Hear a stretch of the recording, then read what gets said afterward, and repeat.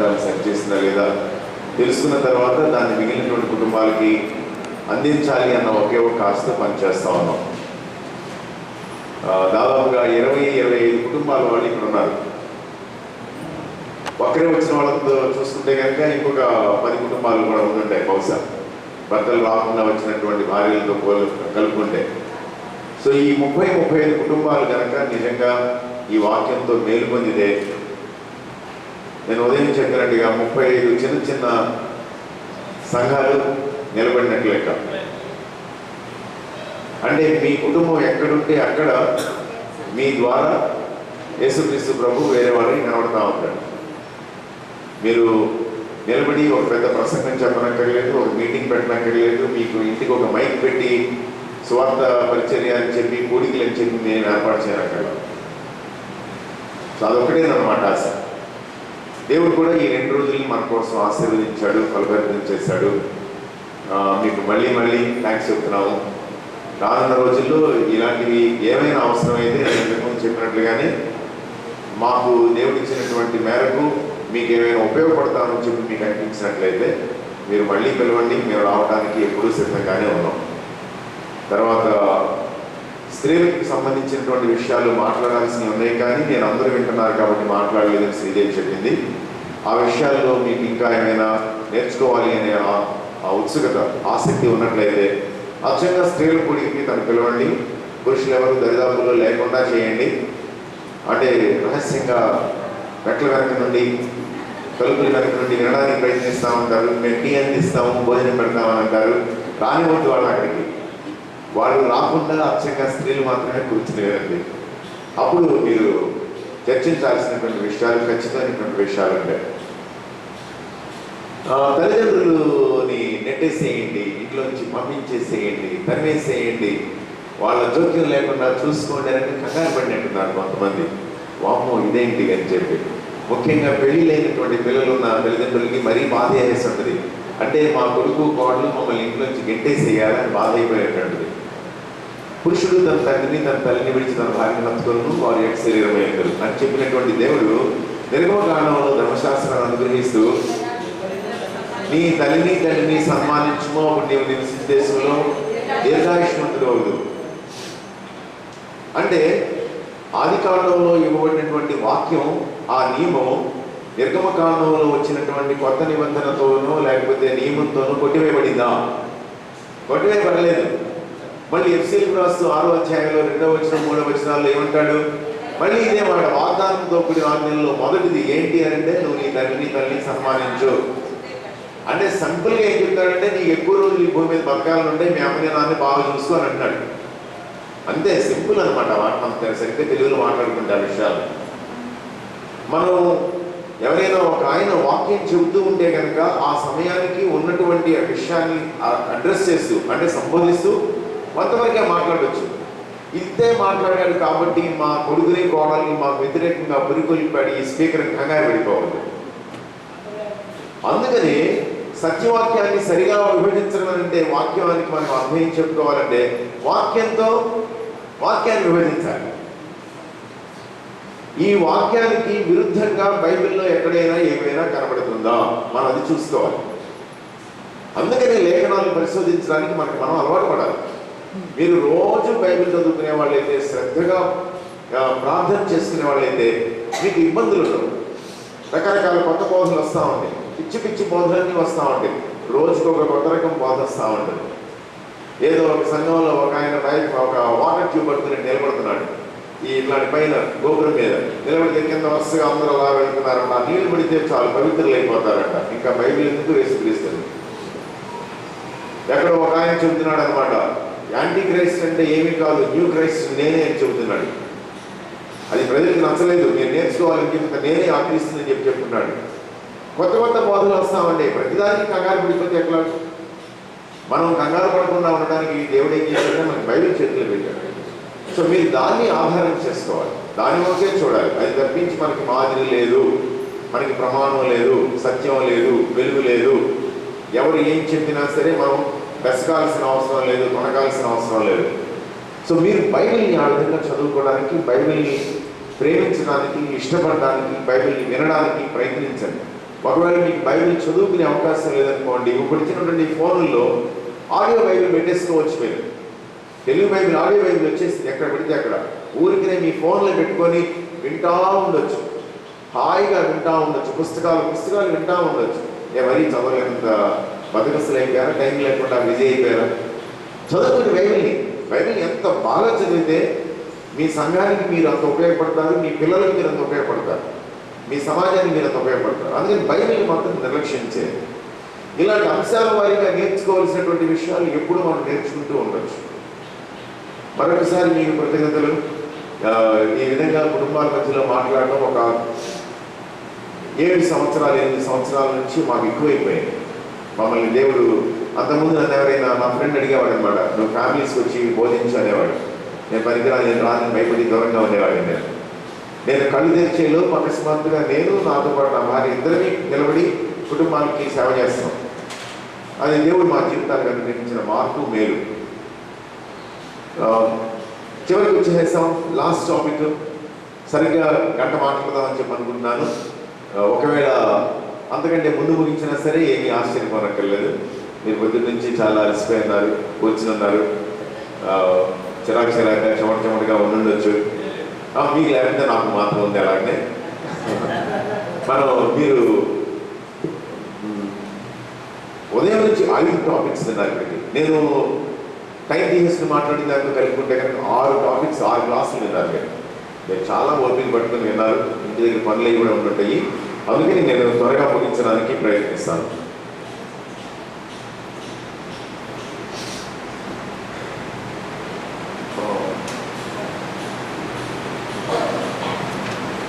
రోమా పత్రికలో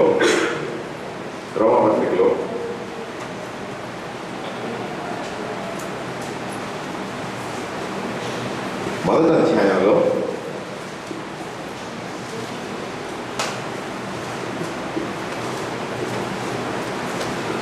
19వ వచనం మొదటి మాట విడిచిపెట్టి చదువుతున్నాను. రోమపత్రిక 19వ అధ్యాయంలో 19వ వచనంలో, మొదటి అధ్యాయం 19వ వచనంలో ఆ ఎందుకనగా అన్న మాటను వదిలేసి మిగిలింది చదువుతాను. దేవుని గురించి తెలియశక్యమైనదేదో అది వారి మధ్య విశదమై ఉన్నది. దేవుడిది వారికి విశదపరచను. ఆయన అదృశ్య లక్షణములు అనగా ఆయన నిత్యశక్తియు దేవత్వమును జగదుత్పత్తి మొదలుకొని సృష్టింపబడిన వస్తువులను ఆలోచించడం వలన తేటపడుచున్నవి కనుక వారు నిరుత్తరులై ఉన్నారు. ఏం చెప్తున్నాడు? నీకు దేవుడు ఎవరో తెలుసుకోవాలి ఉందా? దేని వంక చూడమంటున్నాడు? సృష్టి వంక చూడు చాలని అంటున్నాడు. సృష్టి వంక చూడు. మనకి సృష్టిని గమనిస్తే జాగ్రత్తగా దేవుడు ఉన్నాడా లేదా మనకు అర్థమైపోతుంది. ఆకాశములు దేవుని మహిమను వివరించుచున్నవి, అంతరిక్షంలో ఆయన మహిమను ప్రచురపరచుచున్నవి. వాటికి మాట లేదు, భాష లేదు, అయినను వాటి కొలనులు భూమి అన్నంతటా వ్యాపించినది. 19వ కీర్తనలో చెప్తున్నటువంటి మాటలు అన్నమాట. అంటే మనకు అర్థం కావాల్సింది ఏంటంటే, సృష్టిని మనం సరిగ్గా అర్థం చేసుకోవడానికి జాగ్రత్తగా చూస్తే దేవుడున్నాడు అని మనకు అర్థం అవుతుంది. ఇప్పుడు నాకు కావాల్సింది ఏంటంటే, సృష్టి అంటే ఏమేంటి? సూర్యచంద్రులు, భూమి, ఆకాశము,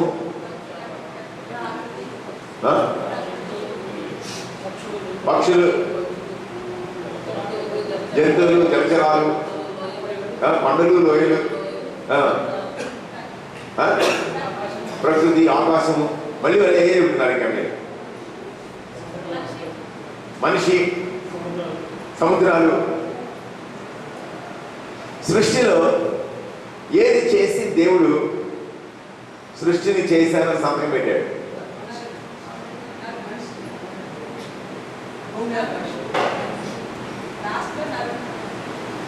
మళ్ళీ నా ప్రశ్న, సృష్టి మొత్తం ముగించాను అని చెప్పి దేవుడు దేని తర్వాత సంతకం పెట్టాడు?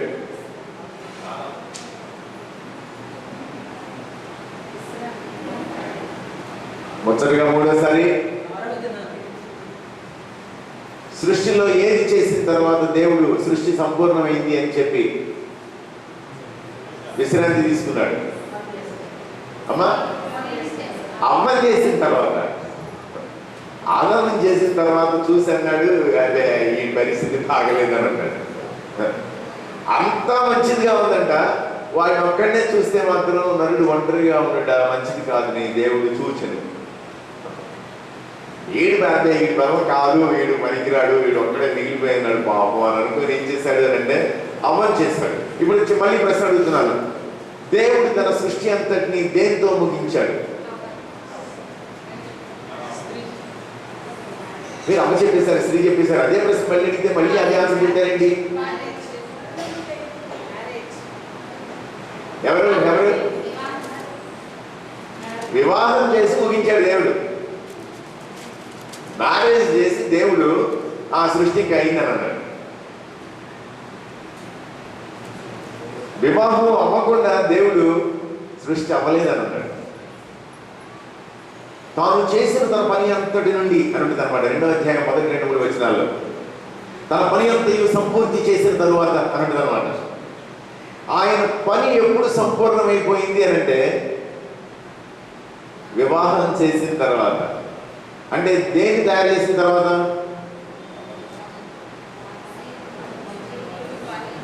దేన్ని తయారు చేసిన తర్వాత?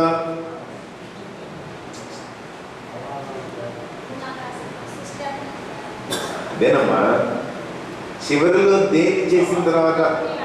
మీరు మళ్ళీ అపవాదం స్టోరీ చెప్పొద్దు నాకు. వివాహం అనే మాట వాడదు. కొత్త మాట కుటుంబం. దేవుడు కుటుంబాన్ని కట్టి ఏమన్నాడంటే మై వర్క్ ఈస్ డన్ అని అన్నాడు. నా పని అయిపోయింది అన్నాడు. ఇప్పుడు మళ్ళీ రోమీయులకు రాసిన పత్రికలో భాగాన్ని గుర్తు చేసుకుందాం. సృష్టింపబడిన వస్తువులను తేటగా చూచటం వలన అవన్నీ తేటపడుతుంది అనంట. అంటే సముద్రాన్ని చూస్తే దేవుడు ఉన్నాడని గుర్తు రావాలి, కొండల్ని చూస్తే దేవుడు ఉన్నాడని గుర్తు రావాలి, ఋతువులు, ఆయా కాలాలు, పగలు రాత్రి, నక్షత్రాలు, సూర్యచంద్రులు ఇవన్నీ చూస్తే దేవుడు ఉన్నాడని గుర్తు రావాలి. చివరికి ఎవరిని చూసినా గుర్తు రావాలి దేవుడు ఉన్నాడని. కుటుంబాన్ని చూసినా సరే దేవుడు ఉన్నాడని గుర్తు రావాలి. ఈ సాయంత్రం మన ప్రశ్న ఏంటంటే ఏ కుటుంబాన్ని చూస్తే దేవుడు ఉన్నాడని గుర్తు రావాలి?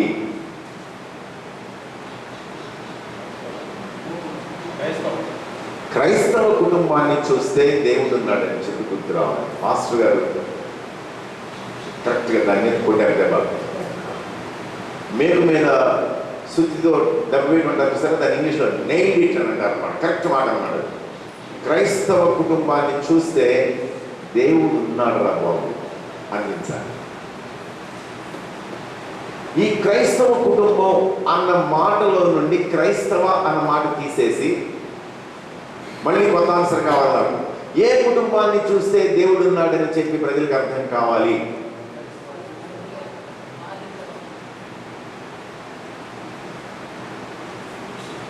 ఒక అక్షరమే ఆన్సర్. ఇక్కడ ఒక అక్షరం అన్నాను నేను. అమ్మా చెప్పండి. Very good. నా కుటుంబాన్ని చూస్తే దేవుడు ఉన్నాడని చెప్పి ప్రజలకు అర్థం కావాలి. నా అంటే ఎవరి కుటుంబం? ఎవరికి వాళ్ళకి చేయిలో పెట్టుకోండి. చేయిలో పెట్టుకొని ధైర్యంగా గట్టిగా చెప్పగలరా లేదా పరిశీలించుకోండి. నా కుటుంబాన్ని చూస్తే దేవుడు ఉన్నాడనే విషయం సమాజానికి అర్థమవుతుంది. మీరు ధైర్యంగా చెప్పగలరా లేదా?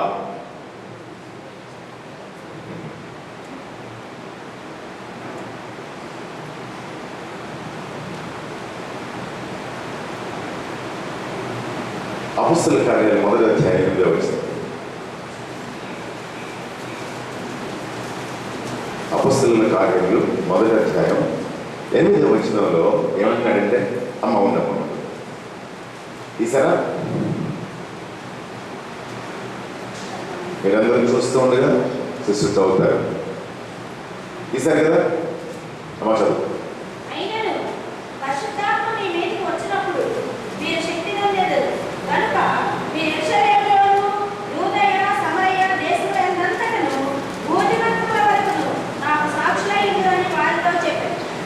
ఎంత మంచి మాట చేస్తున్నాడు చూసారా?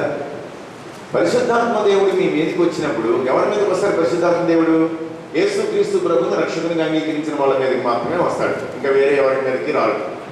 ఎట్లా పడితే అట్లా బతికే వాళ్ళ మీదకి ఏమి రాడు ఆయన. అంటే నేను రక్షణ పొందాను, నాలో యేసుక్రీస్తు ప్రభు ఉన్నాడు. నా భార్య రక్షణ పొందింది, ఆమెలో యేసుక్రీస్తు ప్రభు పరిశుద్ధాత్ముడిగా ఉంటున్నాడు. మీరు రక్షణ పొందిన వాడు, మీలో యేసుక్రీస్తు ప్రభు పరిశుద్ధాత్ముడిగా ఉంటున్నాడు, నివాసం చేస్తున్నాడు. ఆయన ఆ విధంగా మన మీదకి వచ్చినప్పుడంట మనకి శక్తి వస్తుందంట. ఎందుకు? కొండలు పగలగొట్టడానికి, భార్య చెంప పగలగొట్టడానికి, బిడ్డల్ని వంగదీసి గవి అని కుదరడానికినా? కాదు కాదు. చాలా మంది ఏం చేస్తారు అంటే దీర్ఘమైనటువంటి ప్రార్థన చేస్తారు. సాయంత్రం 9ంటికి మొదలుపెట్టి రాత్రి 9ంటికి 12:30కి లేస్తారన్నమాట. అబ్బో, దీర్ఘమైన ప్రార్థన చేసి చేసి ఆ ఆవిడ బయటకి ఇలా నిలబడి ఉంటుంది. ఎందుకంటే ఆ తర్వాత ఏం జరుగుతామని తెలుసు. ప్రార్థన చేసి ఆయన లేస్తారన్నమాట. ఏంటి ఎంతసేపు చేస్తానో చూసావా? 3:30 గంటలు. నీ బతుకుల్లో ఎప్పుడైనా 3:30 గంటలు ప్రార్థన చేశావు? అసలు ఈ ప్రార్థన తెలుసా? నా మోకాళ్ళు చూసాను, మోకరించి మోకరించి ఎలా పెచ్చులు కట్టి. నీకు అసలు మోకాళ్ళ మీద అనుభవం ఉందా? నేర్చుకోవే, బాగుపడతావు అంటున్నాడు. ఎవరి గురించి సాక్ష్యం చెప్పాడు? తన గురించి తన సాక్ష్యం చెప్పుకున్నాడు. నేనంతా నేను ఇంత అని చెప్పి తన గురించి తన సాక్ష్యం చెప్పుకున్నాడు. పరిశుద్ధాత్మ మనలో ఉంటే మనం శక్తి నొందితే ఏం చేస్తామో తెలుసా? యేసుక్రీస్తు ఏంటో తెలుసా అంటాం. నేను ఎందుకు ఇలా నవ్వుతున్నానో తెలుసా? ఇవాళ యేసుక్రీస్తు, నువ్వు నవ్వడానికి యేసుక్రీస్తు ద్వారా అవకాశం ఉందని నీకు తెలుసా? అసలు ఎప్పుడైనా యేసుక్రీస్తు ఎలాంటి వాడో విన్నావా? నువ్వు ధీమాగా అటు ఇటు తిరుగుతా ఉంటావు. ఎవరో ఒకరు నన్ను పట్టుకుని అడిగారు, సార్ మీకు అసలు కోపం అన్నదా అన్నారు. పెచ్చమోహాలు అనుకున్నాను నేను. నా కోపం సంగతి నన్ను కాదు అడగాల్సింది, నా భార్యను అడగాలి. నేను బయటికి బిల్డప్ ఇవ్వడం కాదు, ఇదివరకట్లాగా నాకు కోపం లేదు. మా అక్క వాళ్ళు అంటారనమాట, మా తమ్ముడు చాలా మారిపోయాడు. ఎందుకోసం అంటే ఎవరి ద్వారా కలిగింది? నేనేదో వేదికకి నాకు కోపం తగ్గిపోయింది ఇక నుండి అని ప్రసంగం చెప్పనక్కర్లేదు. రోజువారీ నా బతుకును చూసే వాళ్ళకి అర్థమైపోతా ఉంటుంది. అర్థమైపోతుంది ఖచ్చితంగా. నీ భార్యకి నీ బ్రతికేంటో అర్థమైపోతా ఉంటుంది, నీ భర్తకి నీ బ్రతికేంటో అర్థమైపోతుంది. దొంగ ప్రార్థనలు, దొంగ భక్తులు ఎందుకు నాకు ఇయ్యి అంటున్నాడు ఒక ఆయన రోజు. ఎవరిని చూసి? భార్యను చూసి. భార్యను చూసి. మనం పరిశుద్ధాత్ముడు మనలో ఉంటే మనకి శక్తి వస్తుంది. ఆ శక్తిని బట్టి మనం అవాకులు చవాకులు పేలం. మన కులం గురించో, మన మతం గురించో, మన ఇంటి గురించో, మన కుటుంబూర్వోత్తరాల గురించో, మన ఆస్తిపాస్తుల గురించో, స్థిరస్థిరాస్తుల గురించో గొప్పలం. మన కుటుంబాన్ని చూస్తూ ఉంటే కొంతమందికి ఏమనిపిస్తుంటే, ఏమంటే మీ ఇంట్లో ఏదో తేడా ఉందండి, మీ ఇంట్లో కొద్దిసేపు కూర్చుందాం అనిపిస్తుందండి అంటారు. మాకు ఇబ్బంది రాగానే మీరు గుర్తొస్తున్నారండి ఎందుకో కానీ అంటారు. మీతో చెబుదాం అనిపిస్తుందండి అంటారు. అంటే నువ్వు ప్రసంగాలు చెప్పనక్కర్లేదు, ఆల్రెడీ నీ ద్వారా యేసుక్రీస్తు ప్రభువు వాళ్ళకి స్పష్టంగా కనబడుతున్నాడు. యేసుక్రీస్తు ప్రభువు ద్వారా వాళ్ళకి ఇది యేసుక్రీస్తు ద్వారానే సాధ్యం తెలియకపోవచ్చు, కానీ వాళ్ళకి ఆశ్చర్యంగా అనుమానంగా ఉంటుంది. ఏమండి 5 ఏళ్ల నుండి చూస్తున్నాను మిమ్మల్ని, ఈ 5 ఏళ్లలో భలే మార్పు వచ్చిందండి, మీరు ఏంటి కారణం అంటారు. ఇది మాకు కూడా కుదురుద్దా అని అడుగుతారు. అంటే నువ్వు అప్పటికే వాళ్ళ జీవితాల మీద ఒక ప్రభావం, ఒక ముద్ర వేసావన్నమాట. నీ కుటుంబం దానికి సాక్ష్యం చెబుతుందన్నమాట.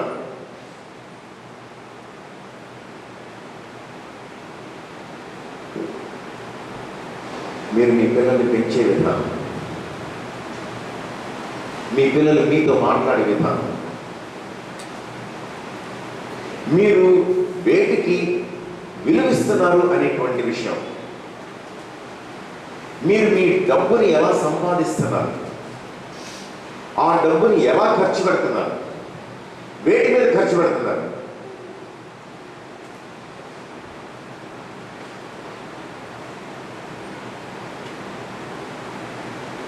నాకు వస్తువులంటే పిచ్చి.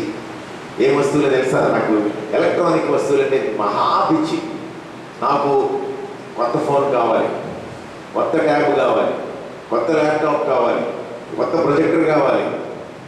నేను షాప్కి వెళ్తే కనుక ఇట్లా తిరుగుతూ ఉన్నాను అనుకున్న వస్తువుల దగ్గర నా భార్య నా పక్కన నిలబడుతుంది. వీడికి దేని మీద మనసు కలిగి ఏది కొనుక్కుంటానంటే చెప్పి నేను కొంటానంటే కొనను. నిన్న మనం ఊరి నుండి వస్తున్నాం, బాంబే నుండి వస్తున్నాం అన్నమాట. తను మేము నడుస్తామంటే ఎయిర్పోర్ట్లో ఇక్కడ నడుస్తామంటే అంటుంది అనమాట.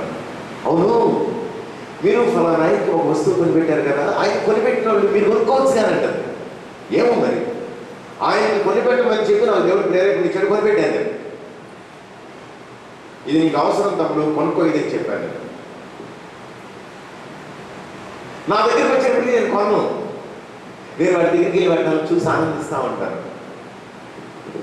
చివరికి నేనేం చెప్పానంటే, దేవుడికి దేవ నాకు పిచ్చిగా ఉంది, ఇది తీసేయకపోయి ఈ కోరిక నా మనసులో అని చెప్పాను.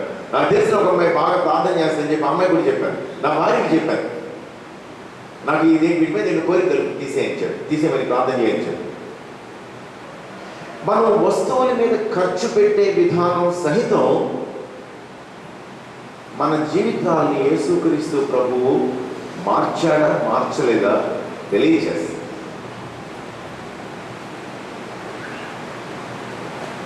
నేను ఎప్పుడు ఇలా ఉండేవాడిని అంటే నేను ఎప్పుడు ఇలా ఉండేవాడిని కాదు. నేను ఎప్పుడు ఎంత ఘనుడిని గొప్పవాడిని మంచోడిని కాదు. కొన్ని సంవత్సరాల తరబడి దేవుడు మార్పు చేసుకుంటా వచ్చాడు. మనకి అర్థం కావాల్సింది ఏంటంటే, నీ కుటుంబాన్ని ఒక ఖచ్చితమైనటువంటి ప్రాంతంలో సాక్ష్యంగా ఉండటం కోసం అని చెప్పి యేసుక్రీస్తు ప్రభు ఏర్పాటు చేశాడు. నువ్వు ఆ ప్రాంతంలో నీ బ్రతుకు ఎట్లా ఉంటుంది? నేను కొన్ని విషయాలు చెప్తాను. మీ దేవుడు ఎవరు? యేసుక్రీస్తు. మీ దేవుడు ఎవరు?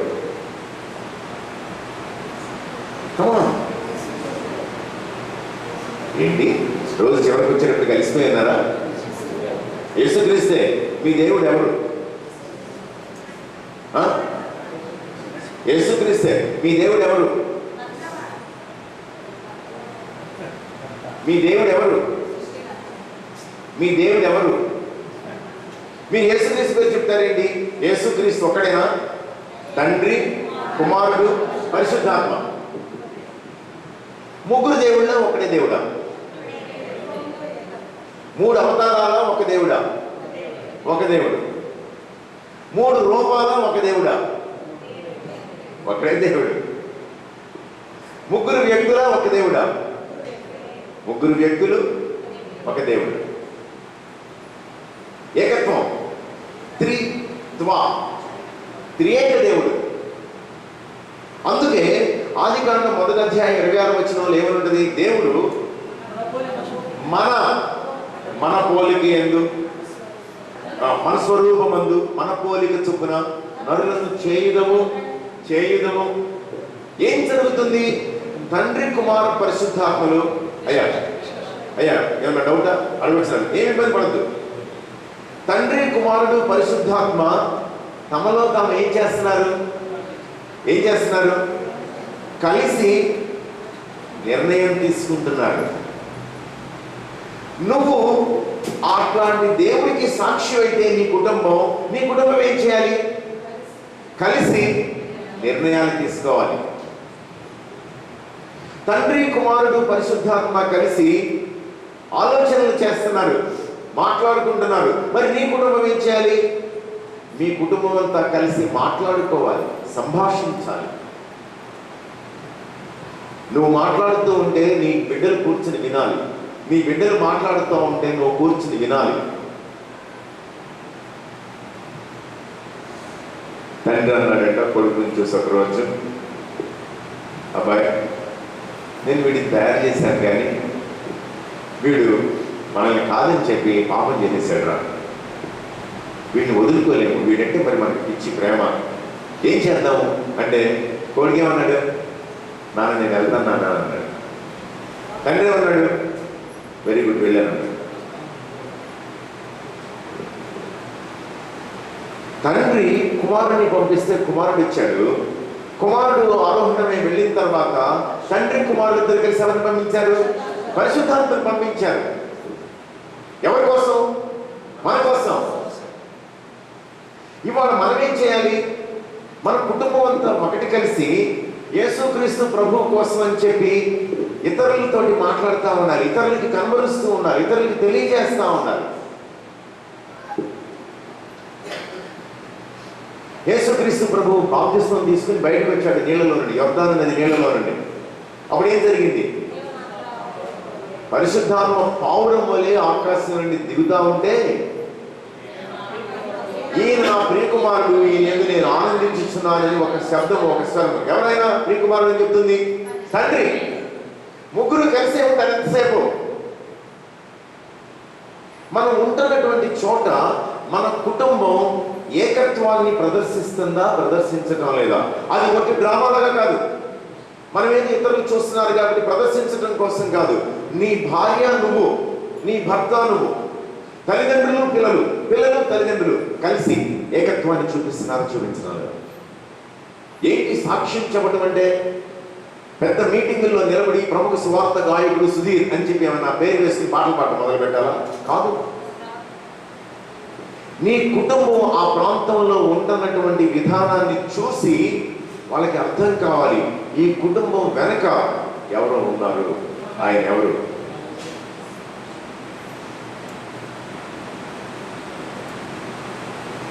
ఎప్పటికప్పుడు పరిశీలించుకోవాల్సినటువంటి విషయాలు. నీ కుటుంబం ఆ గొప్ప దేవుడిని ప్రదర్శిస్తుందా లేదా?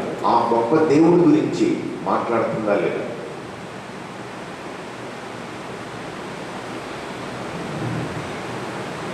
ఇంట్లో ఇల్లు ఎవరి పని? భార్య పని. భర్త ఏం చేస్తాడు? ఇట్లా అంటాడు. అంటే ఏంటి? ఇక్కడ మట్టిందని చెప్పి డిస్కో డ్యాన్స్ వేస్తుంటాడు. ఇట్లా డిస్కో డ్యాన్స్ వేస్తామంటే ఉండండి అని చెప్పి పరిగెత్తుకుంటా చీపు తీసుకుని చెప్పి ఇట్లా ఊడిస్తుంది అనమాట. అదే ఆ భర్త అలా డ్యాన్స్ వేసే బదులు వెళ్ళి చీపు తెచ్చి చూడవచ్చుగా అన్నకోండి. ఇంకా చూసుకోండి, ఆ పైకప్పులో నుంచి ఒక అగ్ని పర్వతం బద్దలై విస్ఫోటనం చెందుతుంది అనమాట. అలాగే నువ్వు డాన్స్ చేయకుండా గబుక్కుని చీపురు తెచ్చి ఊడుస్తున్నావు అనుకో, ఇంట్లో బంధువులు ఉన్నారన్నమాట, పిలుస్తున్నారు. ఏంటండి ఆడవాళ్ళు చేసే పనులు మీరు చేస్తున్నారు? అవి పక్క నుంచి మీ మదర్ అన్నట్టు అనమాట.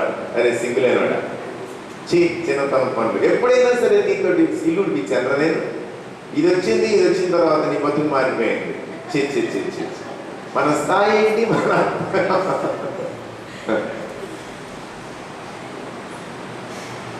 నాన్న దగ్గర నుంచి కొడుకు దిగొచ్చినప్పుడు కొడుకుని పట్టుకోవడానికి సైనికులు వస్తే కొడుకు అంటాడు, నేను మూలంటే కొన్ని వ్యూహాల సైన్యం దిగుతుంది అట్లా, కానీ అది నా పనికి ఆటంకం అవుతుంది.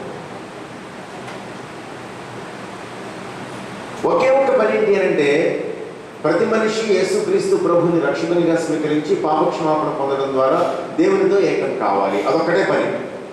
నీ కుటుంబం ఎక్కడ ఉంటుందో అక్కడ ఆ విధమైనటువంటి స్పృహతో ఎవరైనా సరే యేసుక్రీస్తుని నా కుటుంబం ద్వారా తెలుసుకుంటారేమో, దానికి ఓడవడం కాదు, అంటుతో ఉండడం కాదు, ఏ పనైనా సరే ఇద్దరిని ఒకటే అనే పద్ధతిలో నేను చేస్తున్నానా, చేయటం లేదా?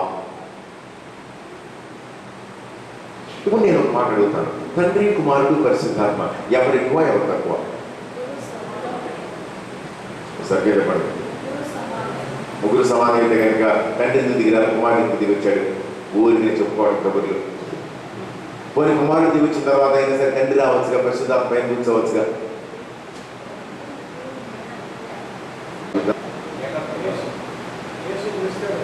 యేసుక్రీస్తే గొప్ప.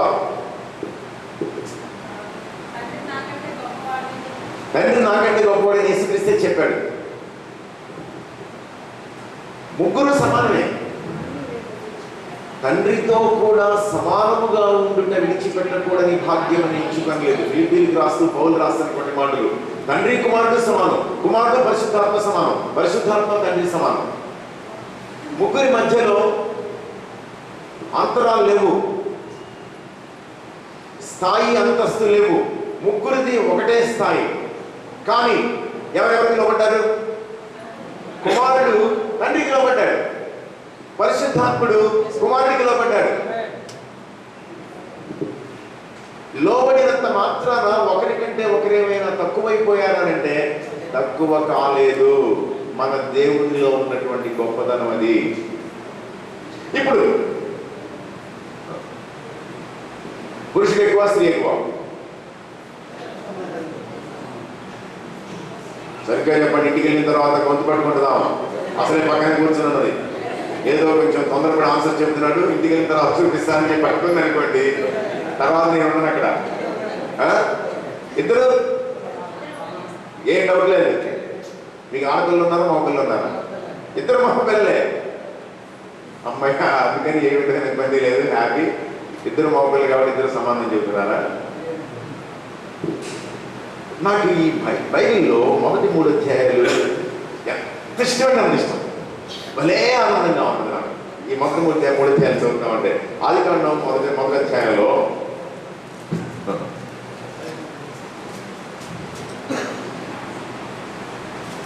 27వ వచనం చదువుతున్నాను. దేవుడు తన స్వరూపమందు నరుని సృజించను, దేవుని స్వరూపమందు వాణ్ణి సృజించను, స్త్రీని గాను పురుషుని గాను వాటిని సృజించను. ఎవరికి తన పోలికి ఇచ్చాడు దేవుడు? ఇద్దరికి ఇచ్చాడు. ఒకవేళ ఎవరైనా మగవాళ్ళకి ఎక్కడైనా మనసులో అని అనుకుంటా ఉంటే బైబిల్ స్పష్టంగా చెప్పేస్తుంది, పురుషుడు స్త్రీ ఇద్దరూ కూడా దేవుని పోలికని స్వరూపాన్ని సమానంగా కలిగి ఉన్నారు. తన స్వరూపమును నన్ను సృజించను, స్త్రీని గాను పురుషుని గాను వారిని సృజించను. స్త్రీలోను పురుషుల్లోనూ ఇద్దరిలోనూ సమానంగా దేవుని యొక్క పోలిక స్వరూపం ఉన్నాయి. దేవుడు వారిని ఆశీర్వదించను. వెంటనే కంటిన్యూషన్. ఎవరిని ఆశీర్వదించాడు? పురుషుడినా స్త్రీనా? వారిని దేవుడు ఎందుకు గ్రహించాడండి ఈ మాటలు? పొద్దున మనది పితృస్వామ్య విధానం, మనది పేట్రియార్కల్ కల్చర్, మనది పురుషాధిక్య సమాజం. శ్రీదేవికి తేలిగ్గా వచ్చేటువంటి మాట. పెళ్ళైన దగ్గర నుంచి కొన్ని వేల కోట్ల లక్షల సార్లు ఇట్లా పడితే అట్లా అనుకుంది అనమాట. ఏమంటుందంటే పురుషాధిక్య సమాజం. నేనేదో పూర్తిగా ఇందాక రామారావు గారు అంటున్నట్టు తొక్కి నారదీస్తున్నట్టు అనమాట. పేరు పెట్టిదే నాదంతా గోడ కానుకుని చావు అనే టైపు. అమ్మో, శ్రీదేవి వచ్చేసింది ఆవిడ. సరే అండి,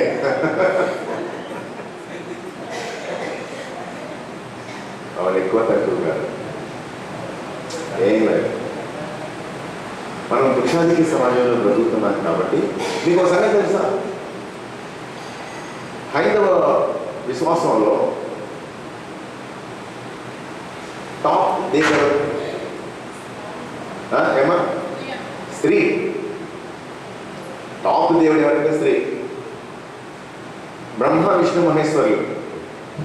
కానీ ఈ ముగ్గురు ఎవరికి లెక్క చెప్తారు తెలుసా? ఆదిశక్తికి, ఆది పరాశక్తికి చెప్తారు. బైబిల్లో మేట్రియార్కల్ కల్చర్ కాదు, మాతృస్వామ్య విధానం కాదు, పితృస్వామ్య విధానం. అందుకనే మన మాతలు, పూర్వకాలం ముందు మన మాతలు అని అందరూ పుస్తకాలు రాసేటువంటి మన రచయితలు మన పితరులు అని అంటారు. ఎవరు పితరులు? ముగ్గురు: అబ్రహాము, ఇస్సాకు, యాకోబు. అలా అని చెప్పి స్త్రీ ఏమన్నా తక్కువ అని అంటే స్త్రీ తక్కువ కాదు.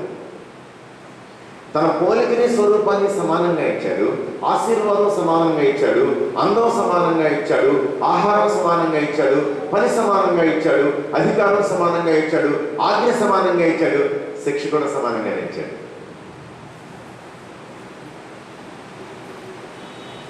ఇద్దరిలో ఎట్లాంటి తేడా చూపించలేదు దేవుడు.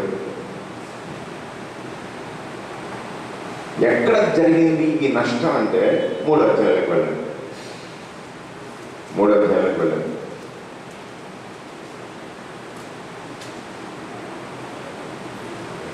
వాళ్ళిద్దరూ చాలా చక్కగా హాయిగా పరిపాలన చేస్తున్నారు. ఎక్కడ పరిపాలన చేస్తున్నారు? ఏదైనా తోటలో పరిపాలన చేస్తున్నారు. చేస్తా ఉంటే ఈయన వెళ్ళి ఆ మాట విన్నాడు. ఆ వెళ్ళి సాతాను మాట వింటే ఈయన వెళ్ళి ఆ మాట విన్నాడు. విన్నప్పుడు దేవుడు దానికోసం అని చెప్పి ఏం చెప్తున్నాడు చూసారా?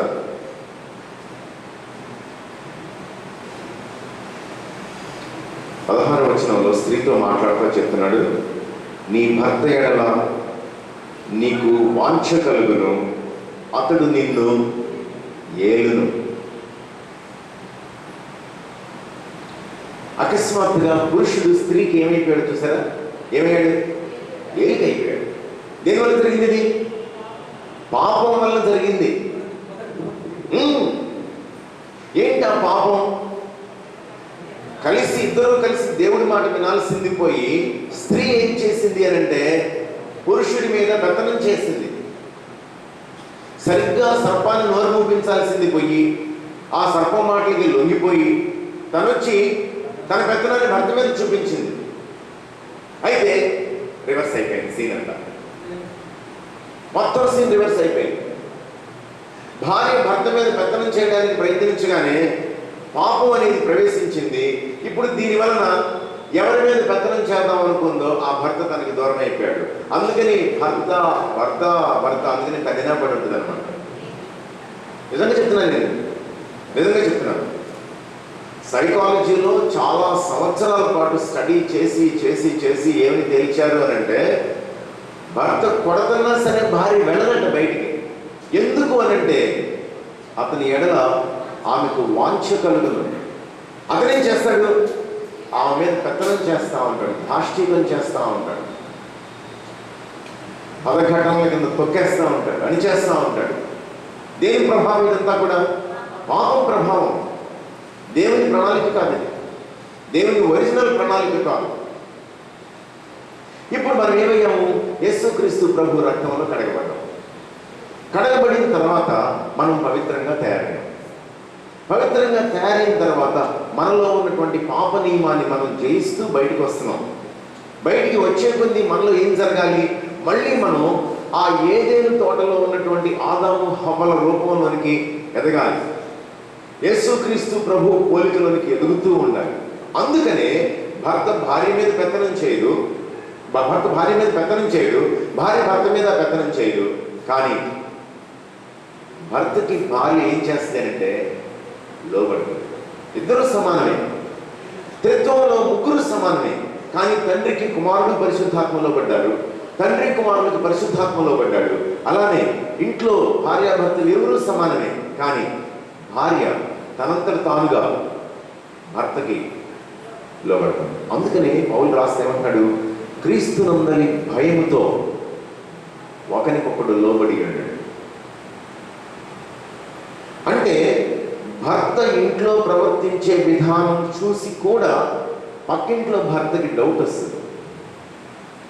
భార్య ఇంట్లో భర్త పట్ల కనబరుస్తున్నటువంటి భయము, విధేయత, ప్రేమ, అనురాగము, ఆప్యాయత, గౌరవం ఇవి చూసి పక్కింట్లో వాళ్ళకి డౌట్ వస్తూ ఉంటుంది.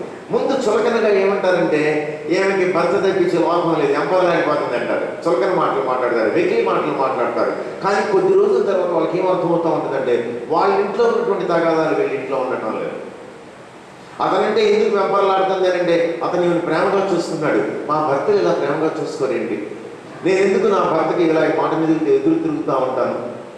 భర్త కూడా గమనిస్తూ ఉంటాడు. ఏమండి మీ ఆవిడ ఏంటండి మిమ్మల్ని ఇంత ప్రేమగా ఇష్టంగా చూసుకుంటుంది ఏంటండి? మీరు తప్పించి ఎవరు కనపడరు ఏంటండి? మా ఇంట్లో ఇలా లేదేంటండి పరిస్థితి? నీకు ఒక అవకాశం కుదిరింది. నీ కుటుంబ జీవితం ద్వారా నువ్వు సాక్షిగా ఉంటున్నావు. ఎవరికి సాక్ష్యం? అప్పుడు నువ్వు ఇలా కాలరెగదయ్యావు. నేను కాబట్టండి నా భార్యని ఇలా వంచాను కాదు. నేనండి దరిద్రుని, దుర్మార్గుడిని. యేసు ప్రభు తెలిసిన తర్వాత ఆయన నన్ను వంచేశాడు, అందుకని మేము హ్యాపీగా ఉంటాం. వాళ్ళకి మీ కుటుంబ జీవితాన్ని చూస్తూ ఉంటే ఆశ కలుగుతూ ఉంటుంది. ఏదో తేడా ఉంది, ఏదో తేడా ఉంది. మీరిది ఒక్క పూటలో అయిపోయే విషయం కాదు, ఒక్క పూటలో అయిపోయే విషయం కాదు. రోజు జరగాల్సిన విషయం, రోజు జరగాల్సిన విషయం అంటే మీ కుటుంబం యావత్తు ప్రభు సన్నిధిలో గడపడం అనే విషయంలో ఎట్లాగూ రాజీ పడకూడదు. ఎవరికి వాళ్ళు వ్యక్తిగతంగా దేవుని సన్నిధిలో గడపాలి, కుటుంబం అంతా కలిసి దేవుని సన్నిధిలో గడపాలి. దాన్ని మాత్రం మిస్ చేసుకోవాలి. భోజనం ఒక అరగంట ఆలస్యమైనా పర్వాలేదు, వ్యాపారం ఒక అరగంట ముందు కట్టేసేయాల్సి వచ్చినా పర్వాలేదు, వ్యాపారానికి ఒక పూట లీవ్ ఇవ్వాల్సి వచ్చినా సరే, సెలవు ఇవ్వాల్సి వచ్చినా పర్వాలేదు, కానీ కుటుంబం అంతా కలిసి ప్రభు పాదాల దగ్గర కూర్చుంటున్నారా లేదా, వాక్యాన్ని శ్రద్ధగా ధ్యానిస్తున్నారా లేదా, ఇది మీరు గ్రహించుకోవాలి. ఒకరోజు రామారావుతో మాట్లాడుతూ ఉంటే రామారావు చెప్తా ఉన్నాడు, మేము వాక్యం చదివి వెంటనే ప్రార్థన చేయకుండానండి ఇంట్లో ఉన్న వాళ్ళని ఒక్కొక్కరిని దానిలో నుంచి ఏమి నేర్చుకున్నామో పంచుకుంటున్నామండి అన్నాడు అనమాట. ఇంటికి వచ్చిన తర్వాత శ్రీదేవి అంది, మనం కూడా ఇలా చేద్దామండి, బాగుందని. సామెతలు తీసి రోజు ఒక అధ్యాయం చదువుతూ రాత్రిపూట ఆ అధ్యాయాల్లో నుంచి దేవుడు ఏమి నేర్పించాడు అని చెప్పి పంచుకుంటామంటే మావాడు కూడా నెమ్మదిగా మాట్లాడడం మొదలుపెట్టాడు. మావాడు మాట్లాడుతూ ఉంటే నాకు ఆశ్చర్యంగా అనిపించింది, ఓహో వీడి మనసులో ఇలాంటి ఆలోచనలు ఉన్నాయన్నమాట, ఈ వాక్యం నాకు నచ్చింది ఎందుకంటే ఇది విషయం అని చెప్తున్నాడనంటే. ఏం చేస్తున్నారు మీరు? శారీరక ఆహారం పెట్టే ముందు ఆత్మీయ ఆహారం పెడుతున్నారు. మీరేం చేయాలి అంటే మీ ఇంట్లో ఉన్నటువంటి మీ తర్వాతి తరానికి తప్పిపోని మార్గంలోనికి ప్రవేశపెట్టడం చూపిస్తూ ఉండాలి. ఏమంటే మీ పిల్లలు ఎందుకండి మీ మాట వింటారు?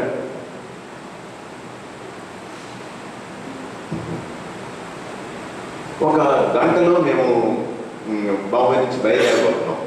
మొన్న జరిగింది సరిగ్గా బయలుదేరిపోతా ఉంటే మావాడు మంచి ట్రౌజర్స్ వేసుకున్నాడు, ప్యాంట్స్ వేసుకున్నాడు, చక్కగా డ్రెస్ చేసుకున్నాడు. ఇలా నడిస్తే ఇలా చూసి అబ్బా అన్నాడు. ఏంటని చూస్తే వాడు 2 బాల్ పెన్స్ జేబులు ఇలా పెట్టాడు. వాటిలో నుంచి ఒక పెన్ ఇంక్ లీక్ అయితే అదంతా మక్స్ అయింది. మేము ఆ జేబుల నుంచి ఆ పెన్స్ తీసి ఇలా బయట పెట్టాడు. అరే సార్ పర్లేదు, వెళ్ళి గమ్మున డ్రెస్ మార్చుకో తీసేసి అని చెప్పాం. నేను శ్రీదేవి పక్కన మా అక్క కూర్చొని చూస్తా ఉంది. నాకు తెలియదు దాని సేపు గమనిస్తుందని చెప్పి. మా అక్క బాగా పెద్ద వయసు, 66 సంవత్సరాలు, తన పిల్లలందరూ కూడా సెటిల్ అయిపోయినారు, అందరికీ పిల్లలు ఉంటున్నారు. కానీ అదంతా గమనిస్తుంది అనమాట. గమనిస్తా నేను వాడిని తీసుకుని అవతల రూమ్లోకి వెళ్ళిపోయాను, మా రూమ్లోకి వెళ్ళిపోతే మా అక్క చెప్తుందంట, నా వైఫ్ శ్రీదేవి చెప్తుందంట, శ్రీదేవి జోడాకి ఇలాంటి ప్రాబ్లం వస్తే, ఇలా చిన్న తప్పు జరిగితే నువ్వు బావి కలిసి ఎంత తేలిగ్గా దాన్ని తీసేశారు. అదే తెలిసిన వాళ్ళ పేరు చెప్పి వాళ్ళైతేనా ఇప్పటికీ ఇద్దరు అటుకళ్ళు ఇటుకళ్ళు పడి పిల్లోడిని కొట్టేసి చిందరవందర చేసేసి గందరగోళం చేసేసి ఉండేవాళ్ళు. పిల్లలు ఏడవటము, వాళ్ళిద్దరు కోపంగా ఉండటము, బయటికి వెళ్ళడానికి సంతోషం లేకపోవడం అని చెప్పి. మాకు ఎప్పుడు కుదిరింది ఈ విషయం అని అంటే బైబిల్ చదువుకుంటుంటే కుదిరింది, దేవుడి గురించి తెలుసుకుంటుంటే కుదిరింది. నాకు ఎప్పుడో ఒక లక్షణం అన్నమాట. అది దేవుడు ఎలా అలవాటు చేశాడో నాకు తెలియదు, కానీ ఏ సంబంధాన్ని చూసినా సరే ఆ సంబంధాన్ని దేవుడికి అప్లై చేస్తూ ఉంటాను నేను. మా ఇంట్లో ఎవరైనా పని చేసేవాళ్ళు ఉన్నారనుకోండి, వాళ్ళు పని చేస్తే నాకు నచ్చట్లేదు, చిరాకు వస్తుంది అనుకోండి, నాకు వెంటనే నా యజమాని దేవుడు గుర్తొస్తాడన్నమాట. మరి దేవుడి దగ్గర నేను పనిచేసేటప్పుడు నేను అంత బాగా చేస్తున్నానా, దేవుడు నన్ను క్షమిస్తున్నాడు కదా, అవకాశాలు ఇస్తున్నాడు కదా, ఓకే బాగుంది. కాలేజీకి వెళ్ళిన తర్వాత నా స్టూడెంట్స్ని చూసి స్టూడెంట్స్ కోపం చేస్తుంది అనుకోండి, వెంటనే నాకు దేవుడు గుర్తు చేస్తూ ఉంటాడు, మరి నేను నీకు టీచర్ని, నువ్వు నాకు స్టూడెంట్వి, మరి నువ్వెలా ఉంటున్నావు నా దగ్గర. నా భార్య దగ్గర నేను బిహేవ్ చేసేటప్పుడు అకస్మాత్తుగా నాకు దేవుడు గుర్తు చేస్తూ ఉంటాడు, నేను నీకు భర్తని, నువ్వు నాకు భార్యవి, మరి నేను నిన్ను క్షమించి నీకు ఇంకా అవకాశాలు కల్పిస్తున్నాను, నిన్ను ప్రేమిస్తున్నాను, నా దగ్గరికి తీసుకుంటున్నాను కదా, మరి నువ్వేం చేస్తున్నావు. ప్రతి సంబంధంలో నీకు చూడటం దేవుడు నాకు అలవాటు చేశాడు. లేకపోతే నాకు ఇంత మార్పు సాధ్యమయ్యేది కాదు. మనకి ఏం సాధ్యమవుతుంది అని అంటే, దేవుని దగ్గర మనం కుటుంబంగా గడపటం మొదలుపెట్టిన దగ్గర నుండి మనలో దేవుని పోలిక బయటికి రావడం మొదలు పెడుతుంది. లేకపోతే మీరు దేవుడి పేరు చెప్పి నటించాల్సి వస్తుంది. మీరు దేవుడి దగ్గర కనుక సమయం గడపడం మొదలు పెట్టినట్లయితే మీకు ఒక వచనం చూపిస్తాను. అపొస్తలుల కార్యాలు 4వ అధ్యాయం.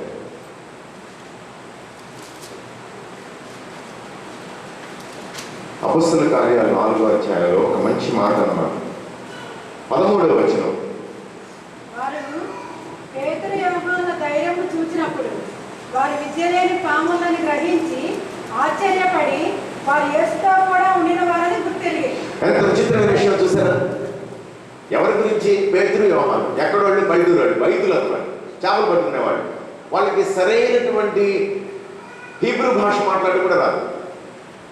వాళ్ళు గమలీయేలు పాదాల దగ్గర కూర్చుని పౌలు చదువుతున్నాడు కదా, అలా చదువుకున్న వాళ్ళు కాదు. వాళ్ళకి వ్యాపారం వరకే తెలుసు, పల్లెటూరు పద్ధతులు డ్రెస్ చేసుకోవడమే తెలుసు, పల్లెటూరు భాషే తెలుసు. నిన్న మొన్నటి వరకు యేసుక్రీస్తుని అరెస్ట్ చేస్తే గెత్సెమనే వాళ్ళు ఏం చేశారు? వాళ్ళందరూ ఎడుబడికి పారిపోయారు. ఇవాళ ఏమో సన్హెద్రిన్ మహాసభ దగ్గర ఎదురుగా నిలబడ్డారనమాట. నిలబడి మేము ఈ పేరు తప్పించి మాకు వేరే పేరు తెలియదు, మేము చెప్పకుండా ఉండలేము అని ఎదురు తిరిగి మాట్లాడుతున్నారు.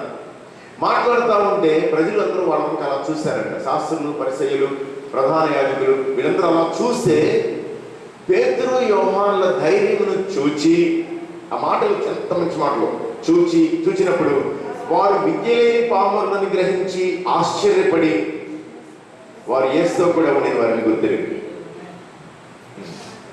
అరే వీళ్ళే కదరా మొన్న పారిపోయింది పిచ్చమొహాలు వీళ్ళు పల్లెటూరు వాళ్ళు, వీళ్ళు పెద్ద బైతులు కదరా, ఇవాళేంటి ఎదురు తిరిగి ధైర్యంగా నిలబడి మాట్లాడుతున్నారు. మనం కొడితే ఎదురు కొట్టలేని వాళ్ళు, జైల్లో పడేస్తే మర్యాదగా జైల్లో పడున్నారు, వీళ్ళింటి వాళ్ళు మాట్లాడుతున్నారు.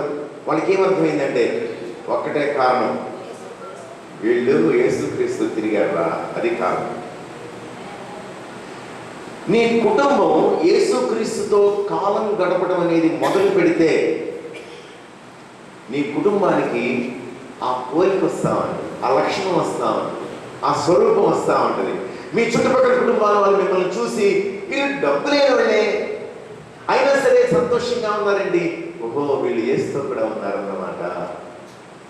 వీళ్ళు స్థాయి అంతస్తులు లేనోళ్ళే అయినా ఏంటి చాలా ధీమాగా ఉన్నారు, అలానే గర్వం లేదేంటి, ఓహో యేసుక్రీస్తు ఉన్నవాళ్ళ. ఏం చేస్తున్నారు మీరు? మీరు ఉంటున్నటువంటి చోట మీ కుటుంబంలో యేసుక్రీస్తు తెలియని వాళ్ళకి, మీ బంధువర్గానికి, మీ స్నేహితులకి, మీ చుట్టుపక్కల ఉన్నటువంటి సమాజానికి నేను యేసుతో కూడా ఉన్నాను, మా కుటుంబం యేసుతో కూడా ఉంది సాక్ష్యం. నోరు చేసి చెప్పనక్కర్లేదు, నోరు చేసి చెప్పనక్కర్లేదు.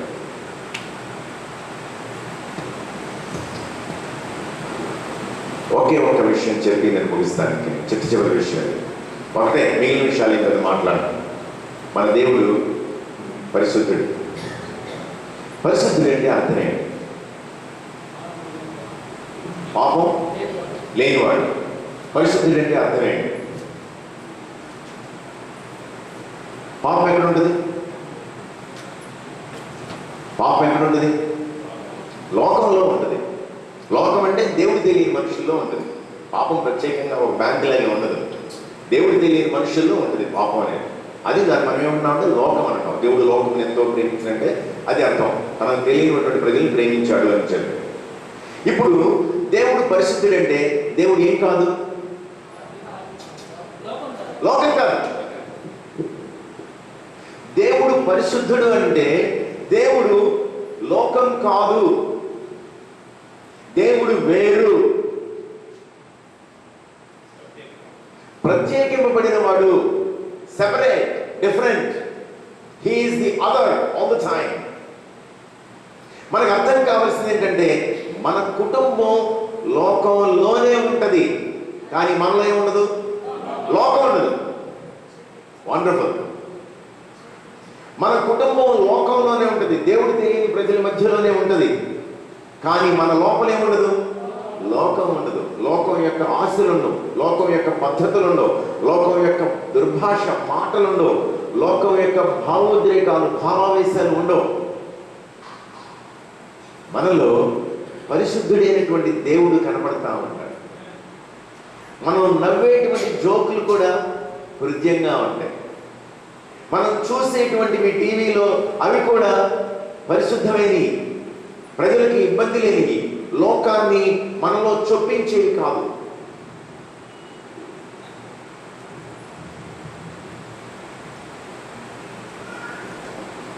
మీరు కూడా మీ దేవుడిలాగా లోకంలో నుండి వేరుపడ్డారు.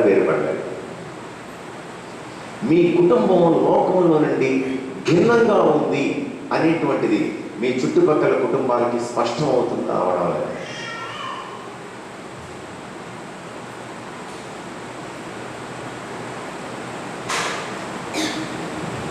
భార్యాభర్తలుగా కూర్చున్నటువంటి వాళ్ళకి మనం నిలబడి ప్రార్థన కోసం నిలబడినప్పుడు భార్యాభర్తలు ఇద్దరు చేతులు కలిపి పట్టుకొని నిలబడండి. భర్తలు దూరంగా ఎవరైనా కూర్చున్నట్లయితే భార్యల దగ్గరకు వచ్చి వాళ్ళ చేతులు పట్టుకొని నిలబడండి. భార్యలు మాత్రమే ఉన్నవాళ్ళు, భర్తలు మాత్రమే ఉన్నవాళ్ళు మిమ్మల్ని మీరు మీ భార్య చేయి పట్టుకున్నట్లుగా, మీ భర్త చేయి పట్టుకున్నట్లుగా మనసులో జ్ఞాపకం చేసుకోండి. మనల్ని మనం దేవుని సన్నిధిలో ఇప్పుడు సమర్పణ చేసుకుంటాం, ప్రతిష్ఠ చేసుకుంటాం. ప్రతిష్ఠ చేయడం అంటే అర్థం ఏంటో తెలుసా? వేరు చేయటం. మనల్ని మనం యేసుక్రీస్తు ప్రభువు కోసం చెప్పి ప్రతిష్ఠ చేసుకుంటాం. అంటే మేము లోకానికి చెందిన వాళ్ళం కాదు, లోకంలోనే ఉన్నాం, కానీ మేము యేసుక్రీస్తు వాళ్ళని. మా కుటుంబం మొత్తం యేసుక్రీస్తుదే. ఒకవేళ మీ భర్త ఇంకా రక్షణ పొందకపోతే ఏమి భయపడద్దు. ఆయన్ని యేసుక్రీస్తు ప్రభు నామంలో క్లెయిమ్ చేయండి. మీ చేతుల్లోకి తీసుకోండి. మీరు దేవుడికి చెప్పండి, దేవా నా భర్త నాకు కావాలని చెప్పండి. నా భర్త నాకులాగా మిమ్మల్ని గుర్తెరగాలని చెప్పండి. మిమ్మల్ని రక్షకునిగా తెలుసుకోవాలని చెప్పండి. మీ పిల్లలు ఎవరైనా సరే ఇంకా యేసుక్రీస్తుని రక్షకునిగా తెలుసుకోకపోతే వాళ్ళని గుర్తు చేసుకుని దేవుడికి చెప్పండి, ప్రభువా మా కుటుంబం యావత్తు మేము మీ సన్నిధిలో మీకోసం ప్రత్యేకం కావాలి. మేము నోరు తెరిచి ప్రసంగాలు చెప్పలేము, కానీ మిమ్మల్ని మా కుటుంబం ద్వారా మా చుట్టూ ఉన్నటువంటి వాళ్ళకి చూపించగలం. అలా చూపించడానికి మీరు మమ్మల్ని ఏర్పాటు చేస్తున్నారు. మేము మీకే సాక్షిగా ఉన్నాం. మేము వేరే ఎవరిని మా జీవితంలో కనబరచం. దయచేసి లేచి నిలబడండి. కృపామయుడ, సర్వశక్తివంతుడ, సర్వోన్నతుడ, నిరంతరం ఏకరీతిగా ఉన్నటువంటి గొప్ప దేవ, తండ్రి కుమార పరిశుద్ధాత్మగా మాకు ప్రత్యక్షపరుచుకున్నటువంటి మహాదేవ, మీకు వందనాలు చెల్లించుకుంటున్నాం. దేవాది దేవుడవు నాయనను, సర్వోన్నతమైనటువంటి స్థలంలో ఉండేటువంటి వాడు, మాకు ఎంతో అతీతమైనటువంటి గొప్ప దేవుడవు ప్రభా, మహాభయంకరుడు, భీకరుడు తండ్రి ప్రభా. మేము సమీపించడానికి తేజస్సు కలిగినటువంటి శ్రీమంతుడు నాయన నీవు. అయినా సరే యేసుక్రీస్తుగా ఈ లోకంలోనికి వచ్చి మా నిమిత్తం, పాపక్షమాపణ నిమిత్తం శిలువ మీద బలియాగం చేసి మరణించి సమాధికి లోబరుచుకుని తిరిగి లేచినటువంటి మృత్యుంజయుడైనటువంటి గొప్ప దేవుడు ప్రభా, మీకు వందనాలు చెల్లించుకుంటున్నాం నాయన. సృష్టి ఆది మొదలుకొని తండ్రి, సృష్టిని మీరు ముగించే వరకు ప్రభా, చిట్ట చివరిగా మీరు కుటుంబాన్ని చేసి కానీ విశ్రాంతి తీసుకోలేదు. ఆ కుటుంబం అనేటువంటిది మా పట్ల మీ ప్రణాళిక తండ్రి, మీకు వందనాలు చెల్లించుకుంటున్నాం దేవా. మమ్మల్ని కుటుంబంగా ఏర్పాటు చేయడం మీకు ఇష్టమైంది. ఏకాంగులను సంసారం చేసేటువంటి దేవుడో ప్రభా నీవు నాయన. మా కుటుంబం ద్వారా యేసుక్రీస్తు ప్రభువుకి, సంఘానికి ఉన్నటువంటి మర్మమైన సంబంధాన్ని చూపించడం మీకు ఇష్టమైంది తండ్రి ప్రభా, మీకు వందనాలు చెల్లించుకుంటున్నాం. ఈ విజయ ప్రార్థనా మందిరంలో ఈ కుటుంబాల సహవాసాన్ని మీరు ఏర్పాటు చేసినందుకు మీకు వందనాలు తండ్రి.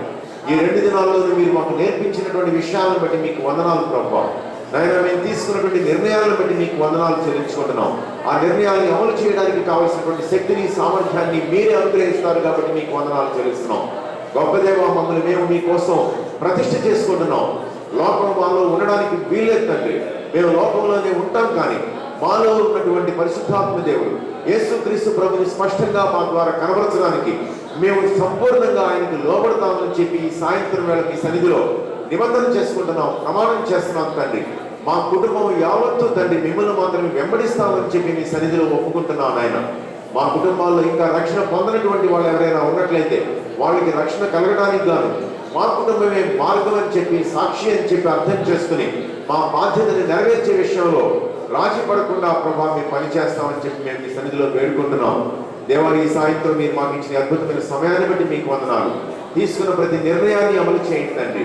భర్తలు భార్యలు ప్రేమించి లోబడ్డంలో, భార్యలు భర్తల్ని ప్రేమించి లోబడ్డంలో, యేసుక్రీస్తు ప్రభువు సంఘం యొక్క మాదిరిని కనబరిచే విషయంలో, తమ పిల్లల్ని తప్పిపోని మార్గంలోకి ప్రవేశింపజేసి నడిపించే విషయంలో, కుటుంబాలుగా వాళ్ళని వర్ధలు చేసే విషయంలో ప్రభువా మీ మేలుని తండ్రి మేము కనబరచడానికి సహాయం చేయండి. మా చుట్టూ ఉన్న వాళ్ళు మమ్మల్ని చూసి వీరు యేసుతో కూడా ఉండిన వారని చెప్పి, యేసును తమ కుటుంబంలో కలిగిన వారని చెప్పి గుర్తెరిగేలా మా కుటుంబ జీవితం ఉండాలి అని చెప్పి మేము ప్రార్థన చేసుకుంటున్నాం. ఇవాళ మేము పొందుతున్నటువంటి ఆనందం తండ్రి మా కుటుంబాల చుట్టూ ఉన్నటువంటి సమాజానికి వ్యాపించాలి అనేటువంటి కోరిక, ప్రార్థన తండ్రి మేము మీ పాదాల దగ్గర పెడుతూ ఉన్నాం. ఆయన విజయ ప్రేయర్ హాల్కి మీరు ఇచ్చినటువంటి గొప్ప ఆశీర్వాదాన్ని బట్టి వందనాలు. పాస్టర్ గారు, పాస్టర్మ గారు, ప్రభా నాగరాణి తన కుటుంబం, ఆయన ఇక్కడ ఉన్నటువంటి కుటుంబాలన్నీ ఏక మనస్సు కలిగి ఈ ప్రోగ్రామ్ ని ఏర్పాటు చేసుకున్నారు. దీనికోసం ప్రభా తమ సమయాన్ని వెచ్చించారు. మనసుని లగ్నం చేసుకుని, ఓపిక చేసుకుని మీ పాదాల దగ్గర కూర్చుని నేర్చుకున్నారు తండ్రి. ఆయన నన్ను, నా కుటుంబాన్ని, రామారావు గారి కుటుంబాన్ని, సురేష్ గారి కుటుంబాన్ని మీ కృపలో గుర్తు చేసుకుని మీరు వాడుకున్నందుకు మీకు వందనాలు. రానున్న రోజుల్లో ప్రభా మా కుటుంబాలు అనేకమైన కుటుంబాలకి మాదిరి కావాలి, ఆశీర్వాదం కావాలి, ఆదర్శం కావాలి తండ్రి. మాలో మీ సంతోషం సంపూర్ణం కావాలి తండ్రి. మీరు మాకు ఇచ్చినటువంటి సమావేశాన్ని బట్టి మీకు వందనాలు చెల్లిస్తూ మీ చేతులకు అప్పగించుకుంటూ యేసు ప్రభువు నామములో ప్రార్థిస్తున్నాం తండ్రి. ఆమేన్.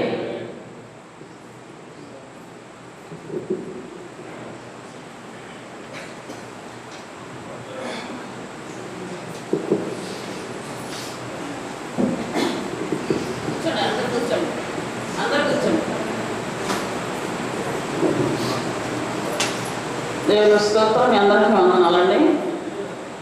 మరి ఈ మీటింగ్ విషయానికంటే కూడా ఒక చిన్న విషయం నాకు చాలా జ్ఞాపకం వస్తుంది.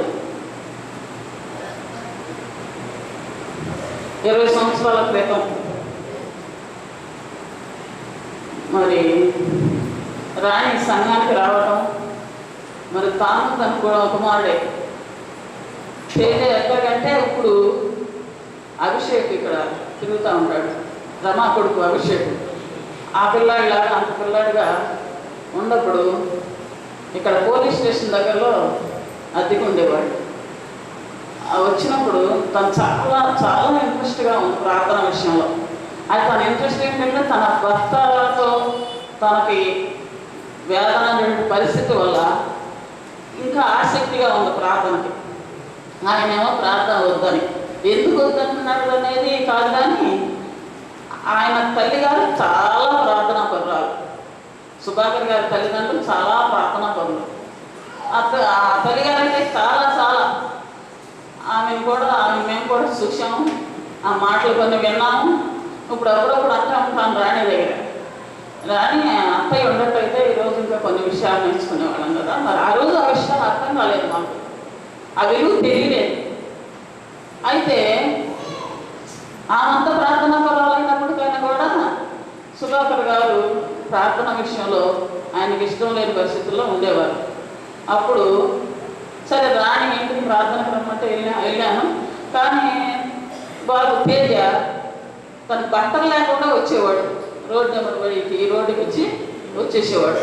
అంటే తన స్నానం చేసడానికి రెడీ చేస్తే ఈ పిల్లాడు చర్చి అంటే వచ్చేసేవాడు. ఆ విధంగా ఆ పిల్లాడికి అంత ఆశ అనమాట. ఆ నాయనమ్మ బీజం అంతా పిల్లాడిలో ఉంది ఇప్పుడు కూడా. అయితే అప్పుడు రాణి అంది, మరి పాస్టర్ గారు తేజ పుట్టినరోజు, మరి సుధాకర్ గారు పాస్టర్ గారు వస్తే ఒప్పుకోరు చెప్పారంట. సుధాకర్ గారు పాస్టర్ గారు రావడానికి వెళ్ళలేదు. పాస్టర్ గారు తెచ్చుకొని ప్రార్థన చేయించుకోమన్నా. అప్పుడు నేను వెళ్ళి ఏదో ఒక చిన్న వాక్యం చెప్పి ప్రార్థన చేసి నేను వచ్చేసాను. ఇక తర్వాత పని ఇంకా చాలా కొలిమిలో పెట్టబడింది. అలాంటి పరిస్థితుల్లో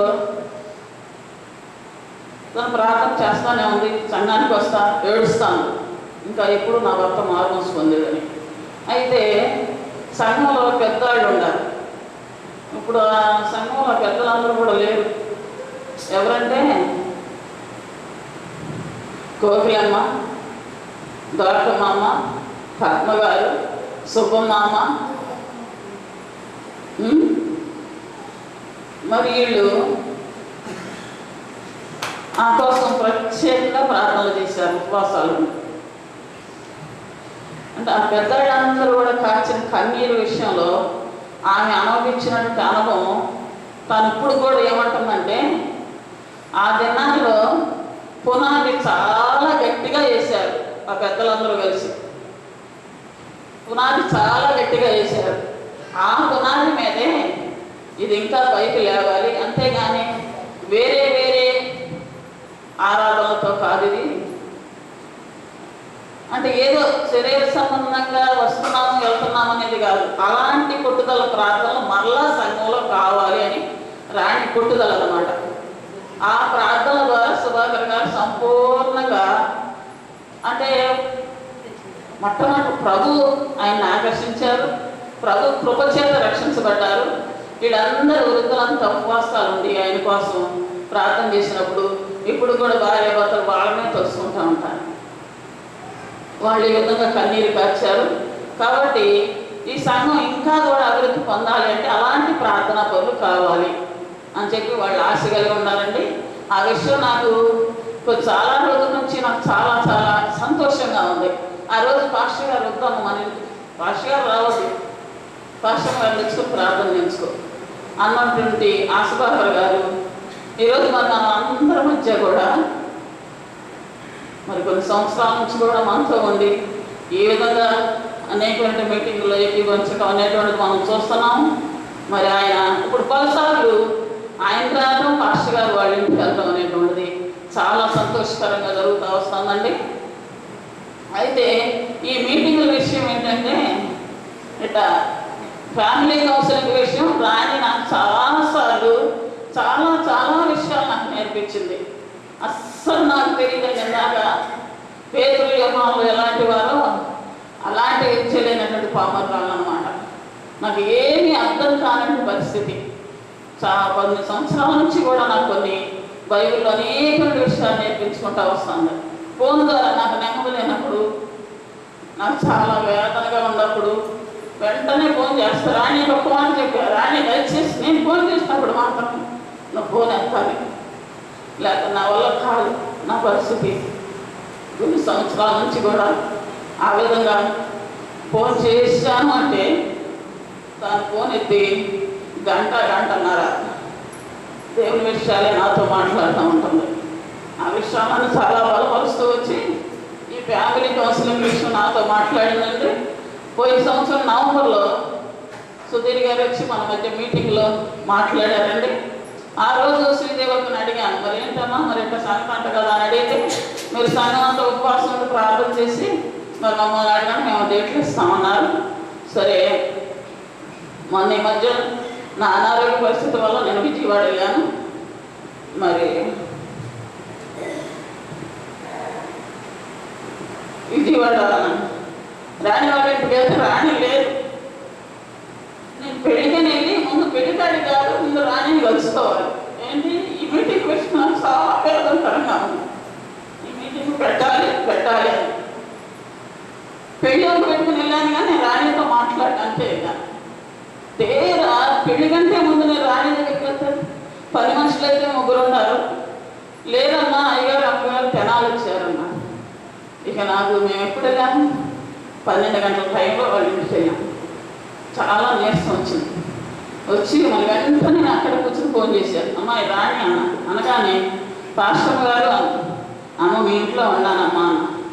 అయ్యో అని చెప్పి వెంటనే మీరు పెళ్ళి చూసుకుని మా ఇంటికి వచ్చేసేయండి, నేను ఇప్పుడే వచ్చేస్తానని చెప్పి తను ఇక్కడ తెనాలి ఎందుకు వచ్చిందంటే ఒక అమ్మాయి సంబంధం విషయంలో అబ్బాయి వస్తున్నాడు చూసుకుంటారట, దాని వరకు వచ్చాను. ఈరోజు రేపు ఇక్కడ ఉండాలి అని మాట్లాడింది.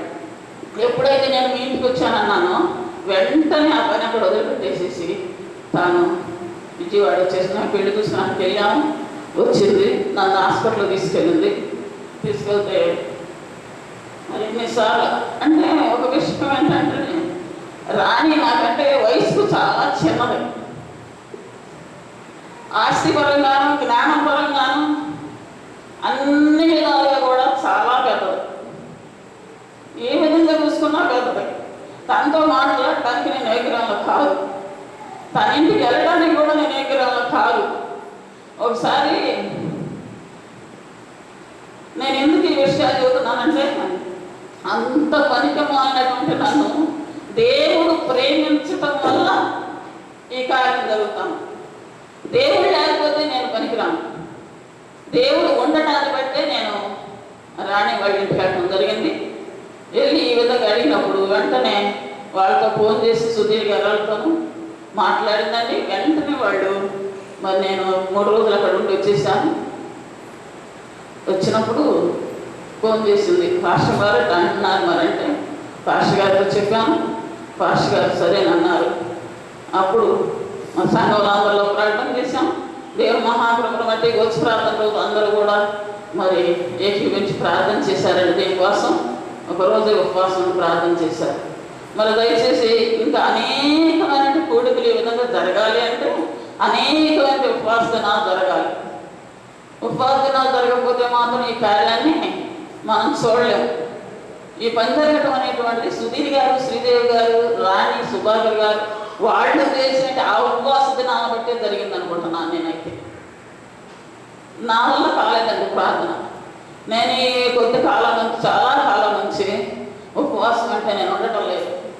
ఆ విషయంలో చాలా చింతిస్తున్నాను. ప్రభు, నేను ఉపవాసం ఉండటం లేదు, నా ప్రార్థన అంగీకరిస్తావా లేదు అని చెప్పి నేను అంతగా వేదన చెందుతున్నాను. సంఘం మీ అందరూ కూడా మా కొరకు చేసేది ప్రార్థన బట్టి నేను బ్రతుకుతున్నాను, కానీ నా వల్ల ఇదేం కూడా లేదు. కాబట్టి ఈ 2 దినాల మీటింగు చాలా అద్భుతంగా జరగటానికి కారణం సంఘ ప్రార్థన. అదిగో ఇందాక చెప్పినట్టు 4 ప్రార్థన. ఆ ప్రార్థన ద్వారా దేవుడు ఇంతవరకు ఈ కోటాన్ని జరిగించాడు. మరి ముఖ్యంగా సురేష్ గారి తరఫున ఆయనకి, ఆయన కుటుంబానికి వందనాలు చెల్లిస్తున్నాను. మరి శ్రీదేవి గారు, సుధీర్ గారు, రామారావు గారు, వారి సతీమణి మనని మన్నించి మన మధ్య ఈ 2 రోజులు కూడా ఈ విధంగా ఈ కార్యక్రమాలు జరపడానికి దేవుడు చేసిన ఈ అద్భుత కార్యాలను బట్టి మరి ముఖ్యంగా వారి కుటుంబాలకి నా హృదయపూర్వక వందనాలు చెల్లిస్తున్నాను. మరి తిరిగి సుభాకర్ గారికి, రాణి కూడా నా వందనాలండి. మరి ముఖ్యంగా ఇంకా ఏంటంటే సంఘం అంతటికీ ప్రత్యేకమైన వందనాలు. సంఘానికి అంతటికీ కూడా ప్రత్యేకమైన వందనాలు. ఎందుకంటే కొంతమంది రాలేకపోయినా వచ్చినటువంటి వాడు సెలవు పెట్టి కూడా కూర్చున్నందుకు నేను చాలా చాలా సంతోషిస్తున్నానండి. వచ్చిన కొద్ది మంది సెలవు పెట్టి కూర్చున్నారు, అందుకు నేను చాలా సంతోషిస్తున్నాను. మరి సెలవు పెట్టి ఉన్నారు. అంతవరకే కాదు, మరి చెప్పినటువంటి ప్రతి విషయాన్ని కూడా మన కుటుంబాల్లో దీని అంతటి కూడా అనుసరించుకుంటా ప్రభువును అనేకులకు మనం చూపించేవారుగా, మన ప్రవర్తన ద్వారా, మన మాట ద్వారా, మన క్రియ ద్వారా ప్రభువుని అనేకులకు చూపించేవారుగా ఉండాలని చెప్పి మరి మనందరం కూడా ప్రయత్నం చేద్దాం. మరి ముఖ్యంగా శ్రీదేవి గారు మన విషయంలో అసలు శ్రేణ గురించి ఆమె మాట్లాడలేదు. మన మధ్య పురుషులందరూ ఉండాలి కాబట్టి ఆ సమయం ఇప్పుడు కాదన్నారు. దయచేసి మరి ఏదైనా ఒక శుక్రవారం శ్రేణకుడికి ఏర్పాటు చేసుకుని ఆమెను పిలవాలి అని చెప్పి నేను ఆశ కలిగి ఉన్నాను. మీ అందరూ ఏమంటారు? ఇప్పుడు ఈ నేషంలో ఇప్పుడేంటి మాస్టర్ గారు అంటారు, పొద్దు నుంచి కూర్చున్న దాని మీద మాస్టర్ గారు ఇదే నా సమయం మమ్మల్ని అడగడానికి అంటారు. ఒక శుక్రవారం స్త్రీలు అందరూ కలుసుకుని మరి ఆమెను మనం పిలిచినట్లయితే ఆమె మనకు అనేక విషయాలు బోధిస్తారు. మనం నేర్చుకోవాల్సింది చాలా ఉంది, కొంచెం కాదు, చాలా ఉన్నది. రాణి నాకు కొంచెం చెప్పింది, ఇంకా చాలా ఉందంట. కాబట్టి అవన్నీ కూడా మనం నేర్చుకోవాలంటే దయచేసి మీ అందరూ కూడా ఆలోచించుకుని ఆదివారం ఆ విషయాన్ని మీ అందరూ కూడా చెబితే మనం శ్రీదేవి గారితో మాట్లాడి మరి ఆ యొక్క ఏర్పాటు కూడా చేసుకుందాం. దేవుని స్తోత్రం అండి. మీ అందరూ కూడా నా వందనాలు చెల్లిస్తున్నాం. పాస్టర్ గారిని, నన్ను కూడా మీ అందరూ కూడా క్షమించండి. ఎక్కడైనా ఏ విషయంలో మా మాట కానీ, మా పరిస్థితులు ఎక్కడైనా ఏ విషయంలో మేము మిమ్మల్ని ఇబ్బంది పెడితే కనుక దయచేసి మీ అందరూ కూడా మమ్మల్ని క్షమించవలసిందిగా కోరుతున్నాం. మరి మా కుటుంబం కోసం, సంఘం అంతటి కోసం కూడా మీ అందరూ కూడా ప్రార్థన చేయవలసిందిగా కోరుతున్నాం. దేవుని స్తోత్రం. మీ అందరికీ నా వందనాలు చెల్లిస్తున్నాం.